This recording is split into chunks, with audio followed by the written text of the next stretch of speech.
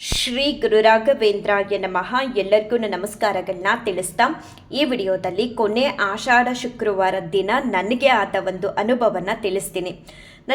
ನನಗಾಗುವಂತಹ ಅನುಭವಗಳನ್ನ ತಿಳಿಸೋದು ಅಂದರೆ ತುಂಬ ಖುಷಿಯಾಗುತ್ತೆ ಅನಿಸುತ್ತೆ. ಒಂದೊಂದ್ಸಲ ಕೋಟಿ ರೂಪಾಯಿ ಕೊಟ್ಟರು ಕೂಡ ಇಂಥ ಅನುಭವಗಳನ್ನ ನಾವು ಪಡ್ಕೊಳ್ಳೋದಕ್ಕೆ ಸಾಧ್ಯ ಆಗುತ್ತಾ?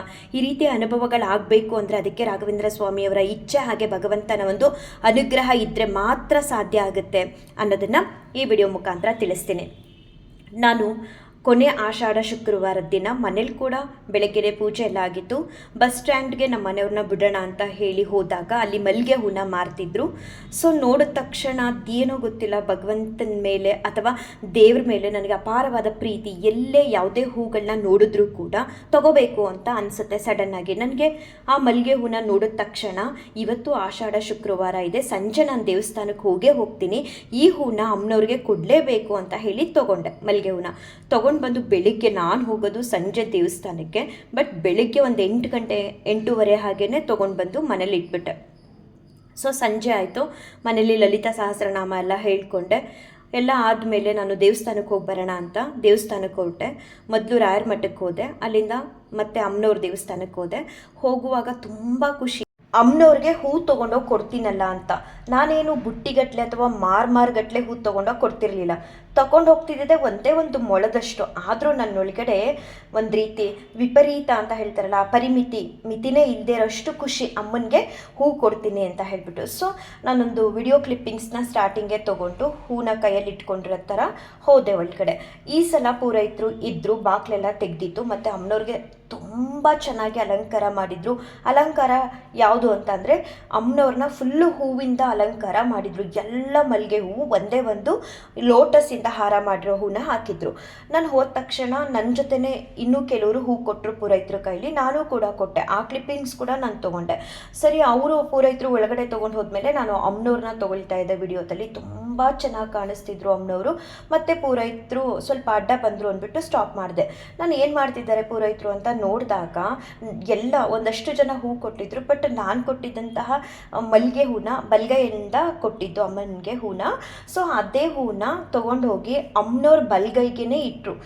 ಎಷ್ಟು ಖುಷಿ ಅಂದರೆ ಯಪ್ಪ, ಏನಕ್ಕೆ ಅಷ್ಟು ಖುಷಿ ಆಗುತ್ತೆ ಅಂತ ಅಂದರೆ ಅಮ್ಮನವ್ರಿಗೆ ಹೂವಿನ ಅಲಂಕಾರ ಆಲ್ರೆಡಿ ಮಾಡಿದರು. ಎಷ್ಟು ಚೆನ್ನಾಗಿ ಮಾಡಿದರು ಅಂದರೆ ಎಲ್ಲೂ ಕೂಡ ಪ್ಲೇಸೇ ಇರಲಿಲ್ಲ ಅಮ್ಮನವ್ರಿಗೆ ಹೂ ಹಾಕೋದಕ್ಕೆ. ಸಾಮಾನ್ಯವಾಗಿ ಭಕ್ತರೆಲ್ಲ ಹೂ ತೊಗೊಂಡೋದಾಗ ಅಮ್ಮನವ್ರ ಪಾದಕ್ಕೂ ಅಥವಾ ದೇವಸ್ಥಾನಗಳಿಗೆ ತೊಗೊಂಡೋಗಿ ಅಥವಾ ದೇವ್ರುಗಳಿಗೆ ಕೊಟ್ಟಾಗ ಅವರ ದೇವ್ರ ಪಾದಕ್ಕೂ ಅಥವಾ ಬೇರೆ ಎಲ್ಲಾದರೂ ದೇವ್ರ ಮೇಲೆ ಹಾಕ್ತಾರೆ.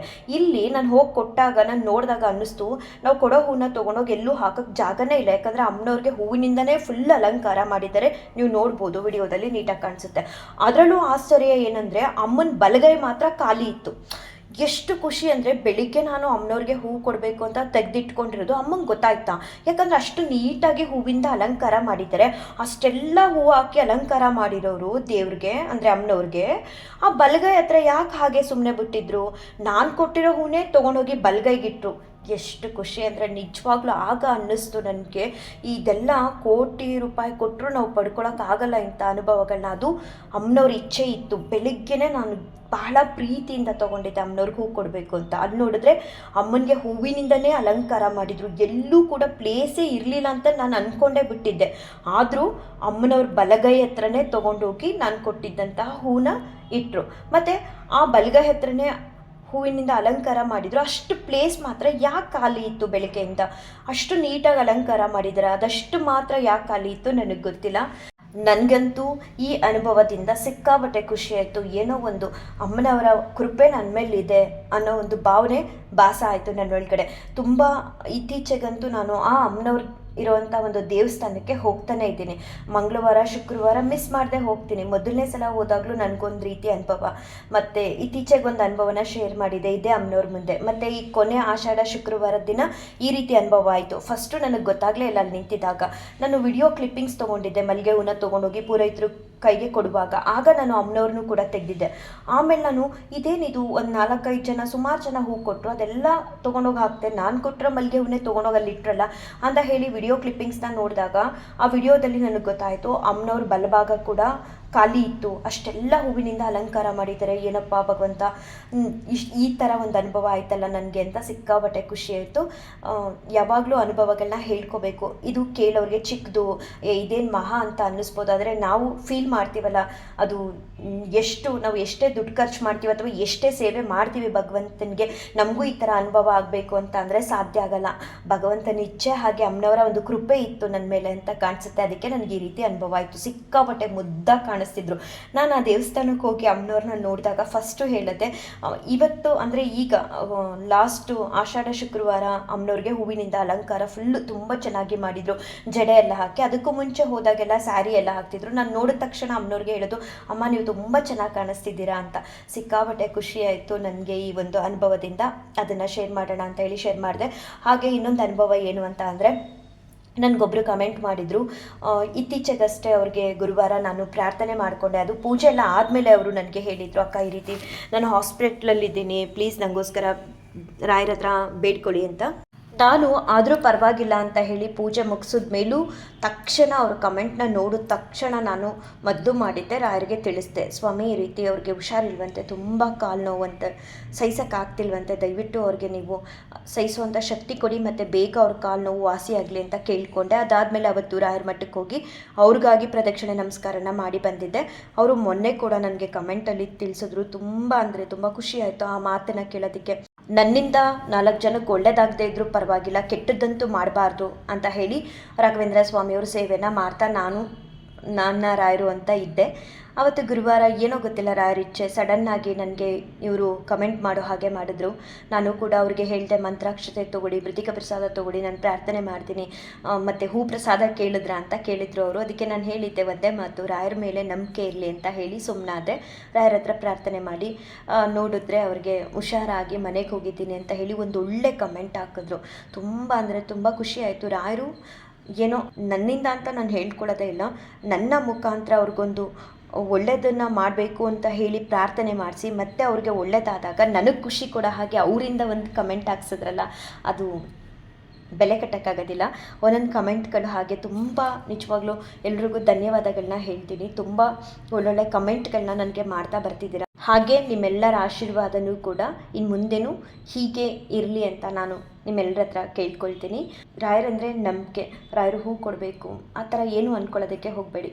ಆಯಿತು, ಪ್ರಾರ್ಥನೆನ ಒಬ್ರಿಗಾಗಿ ಮಾಡೋದು ತಪ್ಪೇ ಅಲ್ಲ. ಇವಾಗ ಹೂವೇ ಕೇಳಬೇಕು ಅನ್ನೋದು ನಾನು ಒಪ್ಪಲ್ಲ.